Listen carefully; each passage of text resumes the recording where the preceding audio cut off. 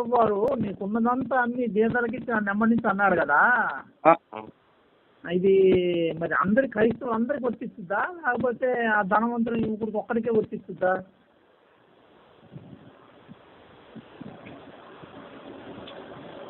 Hello sir sir వినపడుతుందా sir? Hello hello hello అలా వినిపిస్తుందా? వినపడుతుంది సార్, మీ వాయిస్ వినపడుతుంది. ఇప్పుడు ప్రతి ఒక్క క్రైస్తవుడికి వర్తిస్తుందండి. ఏ క్రైస్తవుడికి కూడా ₹1 కూడా ఉండకూడదు. ఇప్పుడు ఈ పాస్టర్లు కూడా కోట్లు వేసుకుని వెళ్తారు కదా, ఒక్కొక్కరు ₹1,00,000 ₹2,00,000 కోట్లు వేసుకుని వెళ్ళి సువార్త అని చెప్పి ప్రకటిస్తుంటారు కదా. యేసు అయితే 2 అంగీలు మాత్రమే అనుమతించాడు ఆయన. అసలు యేసు చెప్పిన మాటలు ఏవి కూడా వినరు వీళ్ళు. ఇప్పుడు మాకు ఇల్లు ఉందండి, 40 లక్షలు కట్టేసి ఇల్లు.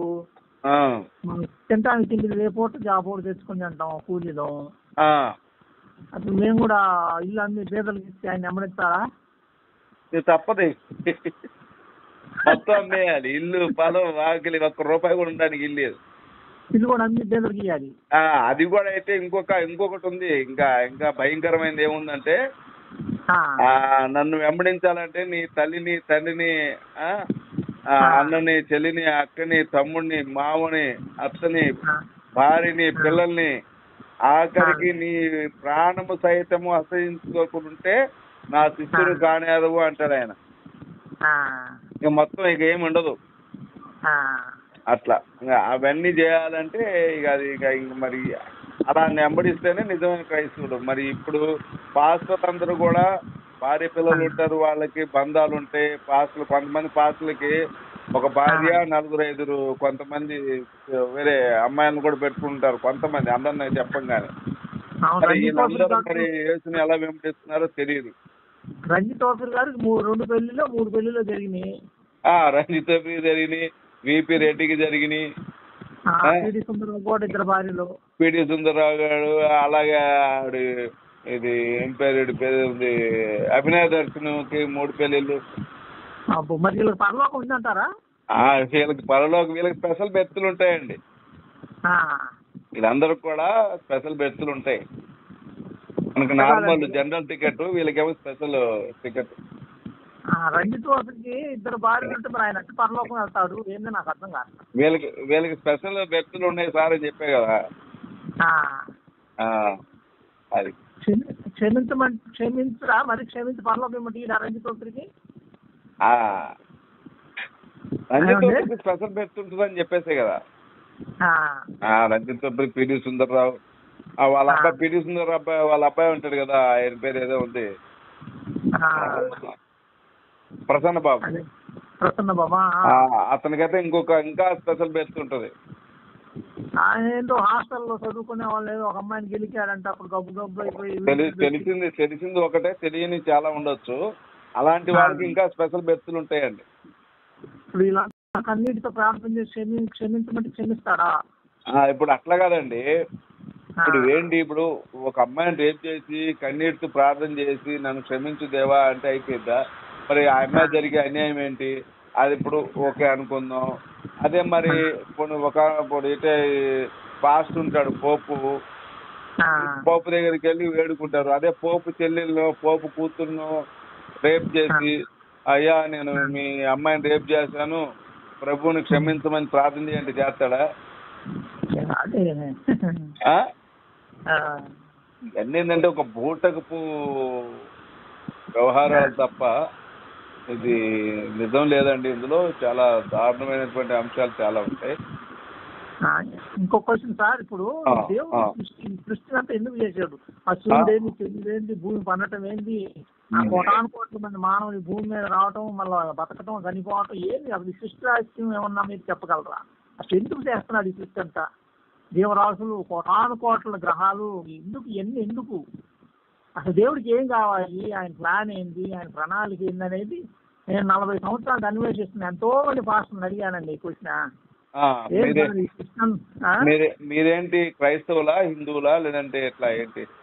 మేము హిందూ మతం నుంచి క్రైస్తవ మతానికి మారాము 40 ఏళ్ల నుంచి. కానీ సై లేదు సీ లేదు, అసలు ఈయన ఉన్నాడా లేడా అని కూడా అర్థం కావట్లే మాకు. సో అయితే పోయాం మోసం అన్నట్టు మీరు కూడా మోసపోయారు అయితే. అసలు ఏం అర్థం కావట్లా. ఈ రామాయణం రంగు, భారతం బొంకు, మరి బైబిల్ పూటకం అన్నట్టుంది. ఇప్పుడు ఒకటి, మీరు ఇందులో రామాయణ భారతాలు తీసుకున్నారు, దాని మీద మీకు పరిజ్ఞానం లేనప్పుడు దాన్ని అలా అనొద్దు. అది రానుడి పదం ఎవరన్నారో తెలియదు కానీ ఆ పదం కరెక్ట్ కాదు రామాయణ మహాభారతాల మీద. అలాగే బైబిల్ మీకు తెలిసి జ్ఞానం ఉంటే దాన్ని బట్టి మీరు మాట్లాడితే కూడా దానికి చెల్లుబాటు అవుతుంది. నేను బైబిల్ చదివిన తర్వాత మానవాళికి ఉపయోగపడేటువంటి అంశాలు ఏవి కూడా లేవు కాబట్టి నేనైతే మోసేసాను. అది ఒకటైతే జరిగింది. అలాగే నేను ఎంతో మంది పాస్టర్లు, పెద్ద తోపు పాస్టర్ అనే వాళ్ళతో మాట్లాడి వాళ్ళ యొక్క బండారాన్ని బయట పెట్టడం జరిగింది. అది యాక్టర్ రాజు హిందూస్ అనేటువంటి ఒక ఛానల్లో ఉంటే చూసుకోండి మీరు.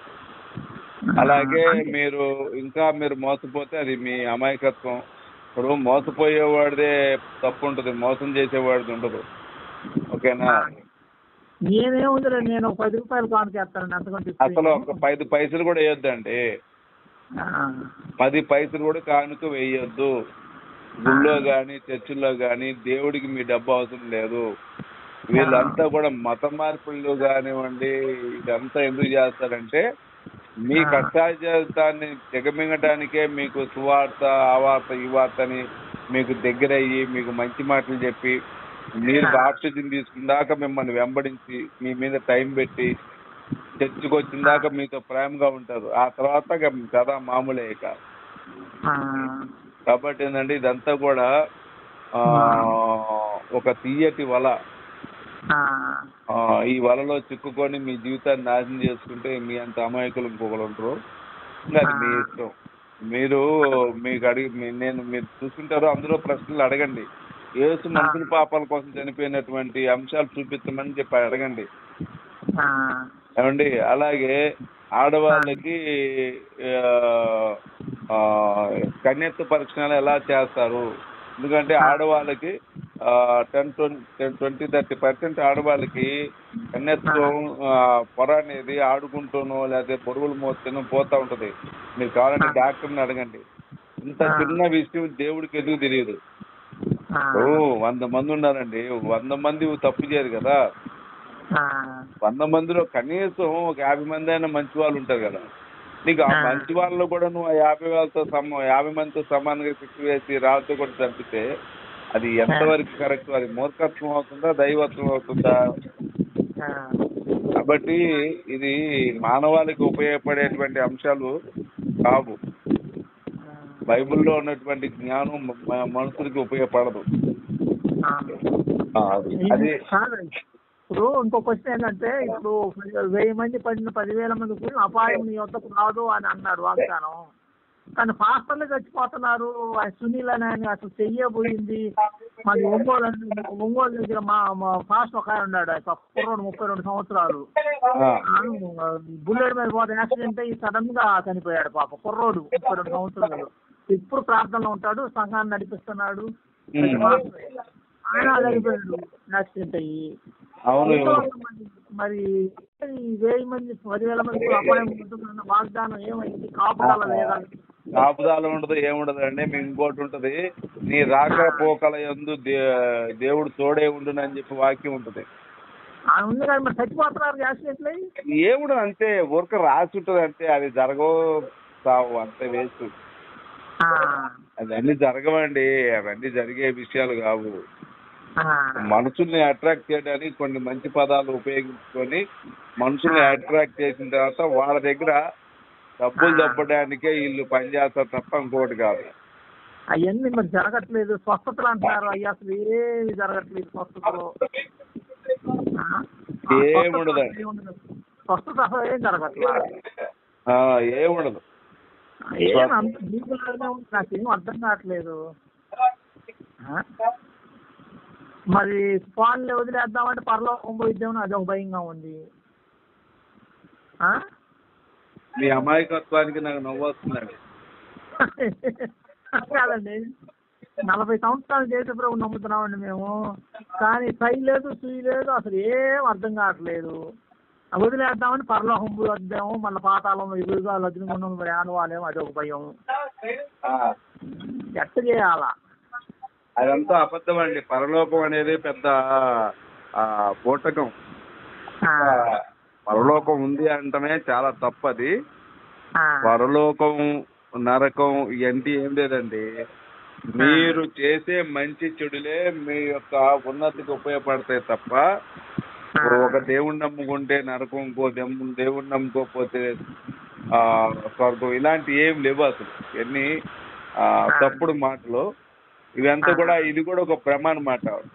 ఇది కూడా ఏంటంటే, ఇది కూడా నీకు పరలోకం అనేటువంటి ఒక మిఠాయి పట్లని పైన చూపించి నీ జేబు ఖాళీ చేస్తాడు ఆడు, అంతే. పరలోకం అనేది అబద్ధం. ఇప్పుడు అట్ట అనుకుంటే ఎంతమంది పరలోకం పోతారు? సరే పోతారు అనుకుందాం. పరలోకం పోవాలంటే యేసు రావాలి కదా. మరి యేసు రెండో రాకడ ఎక్కడుంది? ఇంకొకటి విషయం చెప్పాలంటే, యేసు బైబిల్ ప్రకారం రెండో రాకడ అయిపోయింది. ఎలా అయిపోతుందంటే, ఒక వచనం ఉంటుంది, యేసు మేఘారూఢుడై వచ్చును, బోర్లో వచ్చును, మేఘాలు వస్తాయి, భూమి కంపిస్తుంది, ఇలా కొన్ని చెప్పి మనుషు కుమారుడు వచ్చిన వరకు నిద్రించిన వారు లేతురు, నిద్రించగా బతుకుండి మీరు వాళ్ళతో పోటు కొనిపోదురు అంటాడు. అంటే నేను వచ్చేదాకా మీరు బతుకుంటారు అని చెప్పే మాట అన్నమాట. ఈ చనిపోయిన వాళ్ళు లేపుతా వాళ్ళతో పాటు మిమ్మల్ని కూడా తీసుకెళ్తాను, ఇది మీరు నిత్యముగా బతుకుందరు అని చెప్పి ఉంటది అనమాట. అంటే నిత్యం ఉంటారు, మీరు ఉంటారంటారు. అంటే యేసు వాళ్ళకి చెప్తాడనమాట. అంటే ఆ తరం గతించిపోయింది. యేసు వచ్చేవాడుకు ఈ తరము గతించదని నిత్యంగా చెప్పుతున్నాను అంటాడు. ఈ తరము అంటే ఇప్పుడు ఈ తరం అంటే ఇప్పుడు మనం ఎలా మాట్లాడుకుంటున్నాం వాళ్ళతో చెప్పిన మాట అది. మరి గతించిపోయింది కదా. గతించిపోయింది అంటే యేసు రెండో రాకడ అయిపోయింది, వాళ్ళు చనిపోయారు. బైబుల్ ప్రకారంగా కూడా 6000 సంవత్సరాలు పెంచదు సృష్టి. కానీ ఈ సృష్టి సైన్స్ ప్రకారం కొన్ని లక్షల కోట్ల సంవత్సరాలు సృష్టి క్రమం. ఇదంతా కూడా అభూత కల్పన. బైబుల్ యొక్క వచనాలన్నీ కూడా చాలా వరకు అభూత కల్పనలు ఉంటాయి. కొన్ని ఆశ కలిగించే ఉంటాయి, కొన్ని భయపెట్టే ఉంటాయి, కొన్ని భ్రాంతి కలిగించే ఉంటాయి, కొన్ని జుగుప్స కలిగేటువంటి అంశాలు ఉంటాయి. ఇలాంటి చాలా ఉంటాయి. జుగుప్స అంటే నీ బిడ్డల మాంసం నీతో చూపిస్తా అంటాడు ఆయన యెహోవా. అంటే మావితో సహా తినేలాగా చేస్తా అంటాడు. దేవుడు అనేవాడు చిన్నపిల్లలు తినేలా చేయటం అనేది ఎంతవరకు కరెక్ట్. అలాగే తల్లిదండ్రుల మాట వినకపోతే పిల్లల్ని రాళ్ళతో కొట్టి తప్పమంటాడు. అలాగే కన్యత్వాన్ని కోల్పోతే రాళ్ళతో కొట్టి తప్పమంటాడు. అలాగే దొంగతనానికి వెళ్ళిన తర్వాత దొంగల్ని, దొంగతనం చేసుకున్న డబ్బు దాచుకున్నందుకు దొంగల్ని రాళ్ళతో కొట్టి చంపేస్తాడు యెహోవా వాట ఇవ్వనందుకు. దొంగతనంలో కూడా వాట కావాలి, లేదంటే చంపేస్తాడు ఆయన. అన్నీ కూడా మీకు చెప్పారో లేదో తెలియదు, చాలా విషయాలు చెప్పరు. అది మరి ఎట్టండి నిజదేవుడు ఎవరు ఎట్లా మనం తెలుసుకునేది? మరి 3.5 కోట్ల మంది దేవుళ్ళు ఉన్నారంటే భూమి మీద, నిజదేవుడు ఎవరండి? కోట్లు, ఇన్ని కోట్లు, అన్ని కోట్లు ఏం లేదు, ఏం లేదు. నీవు నీ అయితే నమ్ముకో, దేవుడు లేకపోతే లేదు. దేవుడికి నీ డబ్బుతో పని లేదు. నువ్వు పంచాక్షరి మంత్రం గాని అష్టాక్షరి మంత్రం గాని జపించు. జపిస్తే నీకు ఎంతవరకు నువ్వు మోక్షానికి వెళ్తావా లేదంటే అనేది నేను చెప్పలేను. కానీ నీ కొంత అయితే మేలు జరిగితే జరిగే అవకాశం ఉండొచ్చు, అంతే. అది నీ యొక్క నిబద్ధతను బట్టి, నీ యొక్క ఇది బట్టి ఉంటుంది, భక్తిని బట్టి. అది నీ ఇష్టం. అంటే ఓం నమో శివాయ గాని, ఓం నమో నారాయణాయ గాని, లేదంటే రామ అనే మంత్రం గాని, ఇలాంటి మంత్రాలు, ఓం నమో శివాయ అనేది ఉదయాన్నే పఠిస్తే మీ యొక్క దేహం కూడా వైబ్రేషన్ కి లోనవుతుంది. ఇప్పుడు అలాగని 5 రోజుల్లోకి వచ్చి మళ్ళీ మొక్కుబళ్ళు పెట్టుకోవాలి, కోట్లు డబ్బులు కట్టాలి, ఇవన్నీ ఏమి వద్దు. లింగాహారం మీద తులసి నీళ్ళు పోసి ఓం నమ శివాయ అంటే చాలు. ఒక తులసి మొక్క నీకు పెరట్లో దొరుకుతుంది, నీళ్లు నీ ఇంట్లోయే అంతే సరిపోయా. పొయ్యి ఆడ దేవుడికి పోసి ఓం నమ శివాయ అంటే అయిపోయాయి అంతే. ఇలా ఏమండి శివుల్లో లోపాలు కనబడుతున్నాయి. శివుల్లో లోపాలు ఇవన్నీ ఉండవండి. దేవుళ్ళ లోపాలు ఉంటే దేవుడు అవడు. అలాగని నేను మొత్తం ఇవి శివపురాణం ఇవన్నీ చదివి నేను చెప్పాలి అనేది నాకు లేదు. ఎందుకంటే నేను బైబిల్ చదివి ఉంది కాబట్టి శివపురాణాలు అలాగే వేదాలు ఉపనిషత్తులు ఇవన్నీ చదువుకోవాలంటే ఇక మనకి పని పాట ఉండదు, పెళ్లి పాడు ఉండదు. ఏంటంటే గురువులు ఎవరైనా చదివింది చెప్తే దాన్ని తెలుసుకుంటే మంచిది. లేదా ఇంకా డౌట్ ఉంటే నిజాయితీగా ఆ పుస్తకం తీసుకొని ఆ వచనాలు ఏదైతే వాళ్ళు చెప్తారో అది చూసి దాన్ని పరిశీలించడం మంచిది. అంటే శివుడిలో లోపాలు ఉండవు అనేది ఏం లేదు. నీకు ఒక విషయం చెప్తా శివుడి గురించి.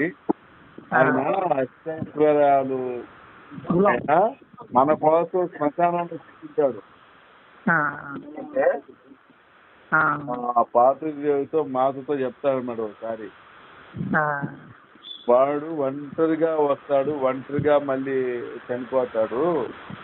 వాడు పుట్టేటప్పుడు ఎంత ఆనందంగా ఉంటాడో చనిపోయేటప్పుడు అంత దుఃఖానికి గురవుతాడు. వాడు ఒక్కడే ఉంటాడు కాబట్టి వాడు వచ్చినప్పుడు ఎవరు తోడుంటారు. ఇంకా వాడి ఆస్తి గాని తల్లిదండ్రులు గాని భార్య పిల్లలు ఎవ్వరు తోడుంటారు. ఎవరు లేక వాడు దుఃఖముఖిగా అలమటించిపోతా ఉంటాడు. అందుకని వాడికి ఆ క్షణం నేను తోడుండాలని చెప్పి మా పిల్లలు కూర్చుంటాడు ఆయన. నీ రాక కోసం, నీ రాక అంటే నీ సంపాదన కాదు. ఎప్పుడైతే నీ ఆయుష్ తీరిపోతుందో అప్పుడు నిన్ను అప్పులు చేసుకోవడానికి ఆయన కూర్చుంటాడు. ఇంకొక విషయం చెప్తా విను. పూర్వం అమృతాన్ని చిలకడానికి రాక్షసులు ప్రయత్నిస్తారు అన్నమాట. అలా ప్రయత్నించినప్పుడు సముద్రాన్ని తిరుగుతున్నప్పుడు అమృతం కన్నా ముందు విషం వచ్చింది, కాలుపూట విషం. ఎంత పవర్ఫుల్ అంటే ముల్లోకాలలో ఎక్కడ వేసినా కూడా ఆ లోకం నాశనమై నచ్చిపోయింది. లైక్ ఒక అనుభవం అనుకోండి, ఒక అనుభవం వేస్తే ఎంత విస్ఫోటనం అవుతుందో ఎంత నాశనం అవుతుందో అలాంటి ఒక 1,000,000 అణుబాంబులు తయారు చేస్తే అలాహలం అనమాట ఆ రోజు. అటువంటి దాన్ని ఎలా అని దేవతలు ప్రార్థించగా శివుడు అలాహలాన్ని తాగి తన కంఠంలో దాల్చుకుంటాడు అన్నమాట. అభిషేకాలు కూడా అందుకు చేస్తారు. ఎందుకు చేస్తారని సెలవు కోసం ఆయన కంఠంలో కరలాన్ని విషయాన్ని దాచుకున్నాడు మనుషుల కోసం కాబట్టి, లోకాల కోసం కాబట్టి ఆయనకి అభిషేకాలు చేస్తారు. ఇందులో కూడా మీరు లోపాలు వెతికితే ఇక మనకన్నా అమాయకులు ఉంటారు. ఇంకొకటి ఏంటంటే అరగొండ సాంబశివరావు ఉన్నాడు చూడండి, ఆయన ఈ మొత్తం హిందూ దేవుడు మొత్తం వాడికి యాక్టర్ రాజు అని ఒక పేరు చెప్పండి. యాక్టర్ రాజు అనే అతను మీతో మాట్లాడతాడండి, ఇది నెంబరు నేను కలుపుతానని చెప్పి అడగండి.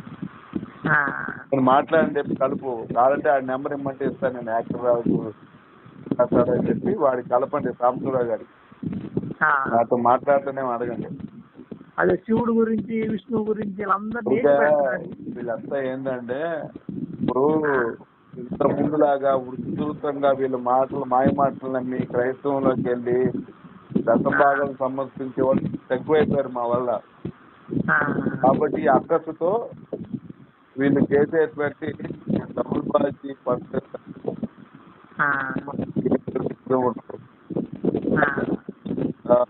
అరకుంటి అరకుంటి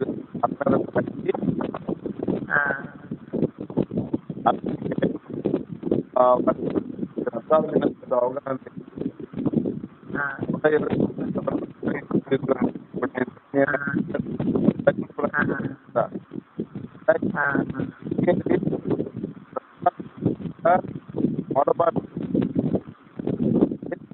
దానికి సరైనటువంటి అవధానాలు ఉంటారు, సమాధానం చెప్తారు అన్నమాట.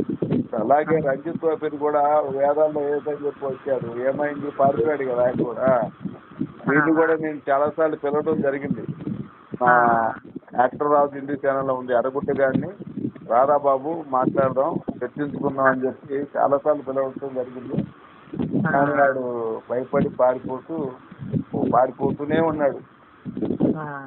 అది విషయం అండి. ఇంకేమన్నా డౌట్స్ ఉంటే చెప్పండి, లేదంటే అది మీ ఇష్టం. మీరు అటు వెళితే మీకు నష్టమే కానీ లాభం లేదు. అదే స్వధర్మంలోకి వస్తే మీకు ఎన్ని లాభాలు చెప్తారు అనుకోండి, మీకున్నటువంటి రిజర్వేషన్ మీకు వర్తిస్తాయి. అదే విధంగా ఈ పాస్టర్ల బ్లాక్ మెయిల్ తప్పింది. నువ్వు చర్చికి రాలేదేంది, కానుకలు వేయలేదేంది, దశంభాగం ఇయలేదేంది, ఆ చర్చికి వెళ్తున్నాం, ఇలాంటి బ్లాక్ మెయిల్ తప్పుతాయి. ఏమండి, మళ్ళా దిక్కులేని పిల్లలను విధవరాండ్రుని ఇంట చేసుకోండి అంటున్నాడు. దిక్కులేని పిల్లలు మన ఇంటి యాడ్ చేసుకుంటామండి విధవరాండ్రుని. ఆయన వేసి మాటలు జరిగేవి కాదు. ఏమండి ఇప్పుడు విధంగా ఇవన్నీ పాలు పాలు చెప్పే మాటలు అవన్నీ అదంతా కూడా అదొక కలరు. పాలు ఇంతమంది సేవ చేస్తున్నా అని చెప్పి అతను డబ్బులు సేవ్ చేసుకుంటున్నాడు తప్ప ఎవడికి 10 మందికి సేవ చేయటం, 1,00,000 మంది డబ్బులు దొబ్బేయటం. 1,00,000 మంది పేరు చెప్తాడు, 10 మందికి డబ్బులు ఇస్తాడు అంతే. బోయింగ్ విమానం కూడా అలాగే కొన్నాడు అతను. బైబుల్లో ఎటువంటి మానవాలకు ఉపయోగపడేది ఏమీ లేదు. ఏ పాత్రతో అయినా మాట్లాడటానికి నేను రెడీగా ఉన్నాను. అది కల్పిత పాత్ర అంటారా యెహోవా దేవుడు? యెహోవా దేవుడు కల్పిత పాత్ర అంటే ఒక విధంగా అవుననాలి. తర్వాత దుర్మార్గపు పాత్ర అని కూడా అనాలి. కల్పిత పాత్ర అవునా కాదో తెలియదు కానీ దుర్మార్గపు పాత్ర.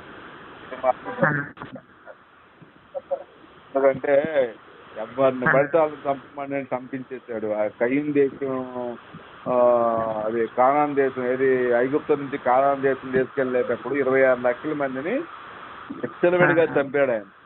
పైగా మార్గం మధ్యలో నిన్ను ఐగుప్తు దేశం నుంచి విడిపించే కాబట్టి నీ తొలి పిల్లల్ని నాకు బలిగా అని చెప్పేసి చాలా మంది పిల్లల్ని బలి చేసుకున్నటువంటి సందర్భాలు ఉన్నాయి. అసలు ఇవన్నీ నిజమేనంటారా? జరిగినాయి. ఆ బలి చేసుకోవటం ఇవన్నీ కూడా బైబుల్లో అయితే ఉన్నాయి. అక్కడ ఏం జరిగింది అనేది మనకు తెలియదు.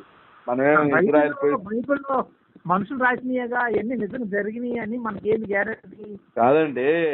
ఎవరు రాసిన బైబిలే కదా, నీకు బైబిల్ ద్వారానే కదా యెహోవా పరిచయం అయింది. మనిషి రాస్తే కదా యెహోవా అనే ఒక అతను ఉన్నాడని తెలిసింది, యేసు అనే ఒక అతను ఉన్నాడని తెలిసింది. అదే మనుషులు రాసిన బైబిల్ ద్వారానే కదా.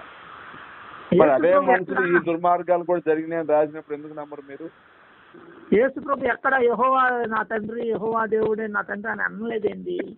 ఎక్కడ యేసు ప్రభు వారు యెహోవా అని చెప్పలే. నా తండ్రి అద్వితీయుడు, ఆయన ఎక్కడో పైలోకంలో ఉంటాడు అంతేగాని యెహోవా అనే పేరు ఆయన లేదు.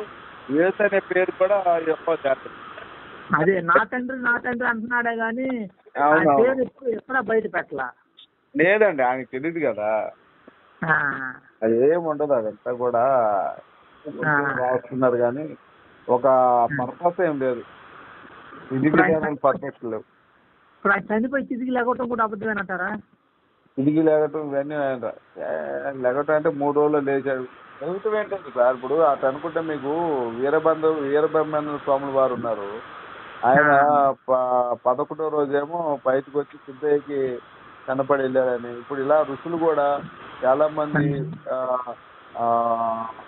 చనిపోయి లేవుస్తారు. వాళ్ళు చనిపోయి లేకటం అనేది ఒక మర్మ కళల్లో ఒక కళ. ఒక విద్య నేర్చుకుంటే అది చేయొచ్చు, అది ఆ విద్యలు సిద్ధింపబడాలి. అది లేచాడు అంటే అసలు లేకటం వల్ల ఉపయోగం ఏంటి కూడా తెలియదు నాకు. లెగాలి, పడుకోవాలి, ఆయన పడుకుంటే ఒకటి లేస్తే ఒకటి అనేది ఏం లేదు. ఆయన లెగిస్తేనే నీ పాపం పోయితా, అది దానికి సంబంధం ఏంది అసలు? అదండి, నువ్వు మంటల్లో మానభంగాలు నువ్వు చేయటమేంటి? ఆయన్ని చెరువులో వేసి చంపి మళ్ళీ రాత్రి చంపి పొద్దున్నే లేపటం ఏంటి దానివల్ల ఉపయోగం? నువ్వు చేసిన పాపానికి నీకే శిక్ష కానీ నీ కొడుకులు కూడా లేదు. అలాంటిది మనం పాపం చేస్తే అతను చంపడం అనేది చాలా తప్పదు. అదేంటంటే యేసుని నమ్ముకో ఉన్నది అమ్ముకో అనేటువంటి కార్యక్రమం కింద వాళ్ళు పరిచయం చేసి మనల్ని మనకి దేవుడు అనే ఒక అతన్ని పరిచయం చేసి మన దగ్గర డబ్బు తీసుకుంటారు. అది ఈ పాస్టర్కి డబ్బు పిచ్చి ఎక్కువ బట్టి డబ్బు బట్టి ఈ దేశాన్ని రాష్ట్రానికి గబ్బు పట్టిస్తున్నారు అంతే. ఇప్పుడు రంజిత్ వస్తారు దగ్గర పోయి అయ్యా ఒక అద్భుతం చేయండి అప్పుడు మేము అందరు నమ్ముకుంటారు, ప్రపంచం అంతా నమ్ముతారు, రంజిత్ వస్తారు గారు ఒక అద్భుతం చేయమంటే చేయలేడా? ఆయనకే క్యాన్సర్ వచ్చింది పాపం, ఆయనే డాక్టర్ దగ్గరికి వెళ్ళాడు. పిడి సుందరరావుకి కూడా జబ్బు వచ్చింది, హాస్పిటల్లో చేరాడు. ఇవన్నీ పాస్టర్లు ఎప్పుడైనా సరే, సోపు పాస్టర్ అని వాడు ఎవడైనా కానీ జబ్బు వస్తే హాస్పిటల్కి వెళ్తారు కానీ ఏ పాస్టర్ కూడా ప్రార్థన చేయించుకోడు. ఎంత కూడా మిరాకిల్స్ అంతా మీలాంటి సామాన్యుల దగ్గర డబ్బులు తప్పడానికి తప్ప ఎక్కువ పనికిరావు. ఇప్పుడు ఎవడైనా మిరాకిల్ చేస్తానంటే, ఎయిడ్స్ ఉన్న వాడికి తగ్గిస్తానంటే ఎయిడ్స్ వ్యాధి గ్రస్తం చేసుకెళ్ళి వాడి రక్తాన్ని ఆ పాస్కి ఎక్కించండి. కూర్చోండి, ఎన్ని నెలలు ప్రార్థన చేద్దామని చెప్పండి, మేము కూడా చేద్దామని చెప్పి వాడికి ఎప్పుడు బాగిపోతుంది అంతే.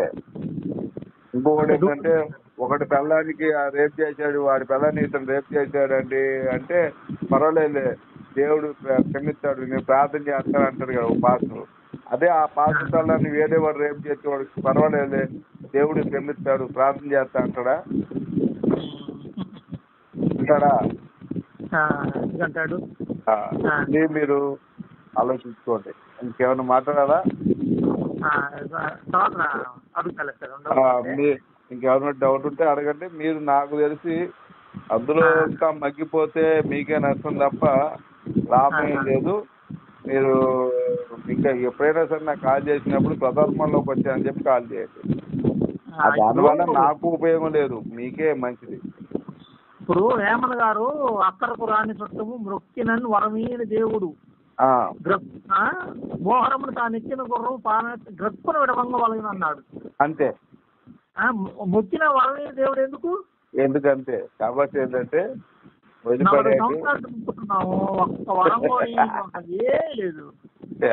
కాదండి. మీరు పృథ్వీ గారు 30 years ఇండస్ట్రీ, మీరు 40 years ఇండస్ట్రీ అయినా కూడా మీకు అసలు పోలే.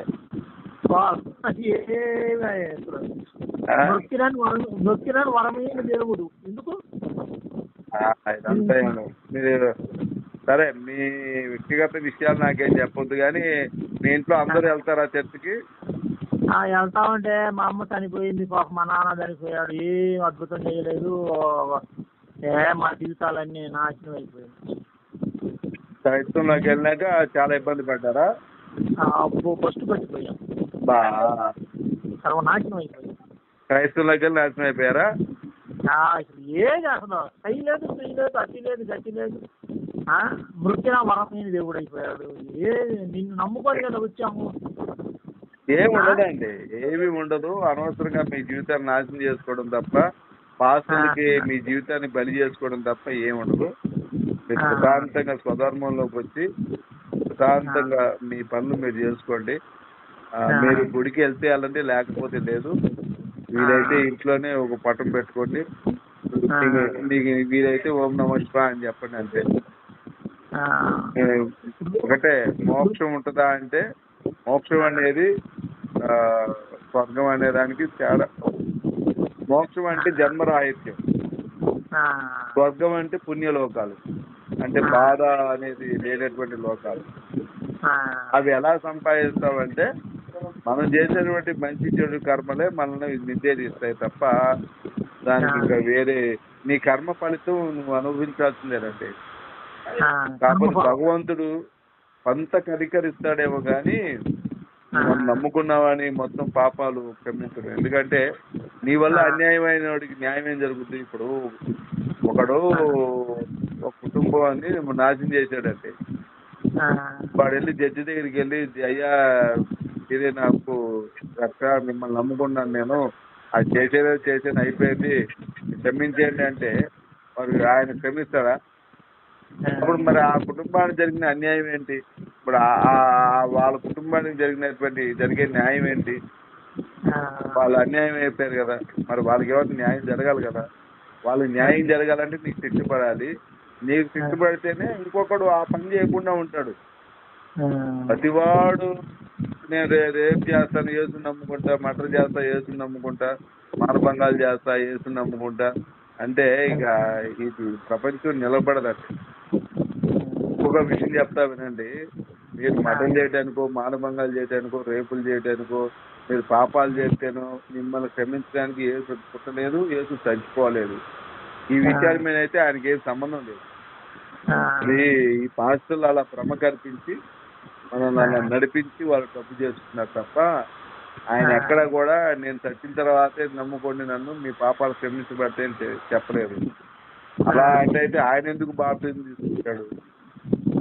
పోనీ అలా రక్షించేవాడైతే అతనికి బాప్తిజం ఇచ్చిన యోహాను తల నరిగితేనే ఈయన పడవెక్కి అద్దానికి పోయినని ఉంటుందండి, పారిపోతాడు ఆయన. ఆయనకి బాప్తిజం ఇచ్చిన ఆయనే రక్షించలేని ఆయన పేరుతో మనం బాప్తిజం తీసుకుంటే మనల్ని ఎలా రక్షిస్తాడు? ఈ విషయాన్ని మీరు ఎలా నమ్ముతారు? ఇవన్నీ మీరు ఓకే, మీకు చాలా విషయాలు చెప్పాను, మీరు నిర్ణయం తీసుకోండి. భగవద్గీతలో శ్రీకృష్ణుడు అన్ని చెప్తాడు, నీ ఇష్టం అంటాడు. హిందూ ధర్మం నేను చెప్పింది నువ్వు నమ్మినట్టు నమ్మి తీరాలి, నమ్మకపోతే చంపేస్తాను ఏముండదు. ఎదుటివాడు మంచి చెప్తాడు, నువ్వు ఎలా స్వీకరిస్తావు స్వీకరిస్తాడు. ఓకేనా? అదే ఇప్పుడు అక్కడ ఎందుకు మొక్కిన వరం దేవుడు ఎందుకు? కాబట్టి ఏంటంటే నీకు అక్కడికి రాలేదు కాబట్టి ఈసారి నేను చెప్పిన విషయాలన్నీ నెమరు వేసుకొని నీకు కావాలంటే ఇంకా పాస్టర్ల దగ్గరికి వెళ్ళి నాకు ఫోన్ చేయించు. వాళ్ళకి చెప్పే దానికి సమాధానం బట్టి నువ్వు నిర్ణయం తీసుకుని స్వధర్మంలోకి రా. ఓకేనా? రైటా? మీ పేరండి? నా పేరు వెంకటేశ్వరరావు. వెంకటేశ్వరరావు గారు, దేవుడి పేరు పెట్టుకొని ఎందుకు బాబు? నిజమైన దేవుడి పేరే పెట్టుకున్నావు నువ్వు, ఇంకా ఈ భ్రమ కల్పించి దేవుడి దగ్గరికి వెళ్ళి దేవుడు నమ్ముకున్నా అంటారు ఏమంటే? నిజం అట్నే ఉందండి, ఏం లేదండి, ఏముండదాడా అంత డొల్లనే. ఓకేనా? మీరు ఈసారి ఫోన్ చేసినప్పుడు సార్ నేను స్వధర్మంలోకి వచ్చే యాక్టివ్ అని చెప్పి ఫోన్ చేయండి. ఓకేనా? అందరు వచ్చేయండి, మీరు రావటమే కాదు అందరు మీ కాందాన్ని మొత్తం తీసుకొచ్చేసేయండి స్వధర్మంలోకి. మీ పేరు ఫీడ్ చేసుకుంటారు. ఎప్పుడైనా వీలైతే శివశక్తి వాళ్ళ చేత సన్మానం అది చేపిస్తారు, కర్ణాటక చేత. ఓకేనా? మీరు స్వధర్మంలోకి రండి, నేను కరుణాకర్ గారితో ఫోటో తీయించి వెంకటేశ్వర ఫోటోనో శివయ్య ఫోటోనో చేతికిచ్చి, అంటే మీరు బాగుంటమే తప్ప ఇంకొకటి హిందుత్వంలోకి వస్తే మీకు 100 కోట్లు వస్తే 1000 కోట్లు, ఇవన్నీ అబద్ధాలు. మీ జీవితం సార్థక అయితే ఉంటది. ఓకేనా? ఈ బైబిల్ కరుణాకర్కి అంత మహాజ్ఞానం ఎట్టొచ్చిందండి ఆయనకి? అంటే కొంతమంది కొన్నిటికి పుడతారండి, అదంతే. అంతే, అది కొన్నిటికి కారణ జన్మలు పుడతారు, దానికి కారణం మనం చెప్పలేము. ఓకేనా? రైట్, మీరు సంతృప్తి చెందారా? రైట్, నెక్స్ట్ నాకు ఫోను మీరు హిందూ ధర్మంలోకి వచ్చినా నాకు కాల్ చేయండి. Okay sir, thank you.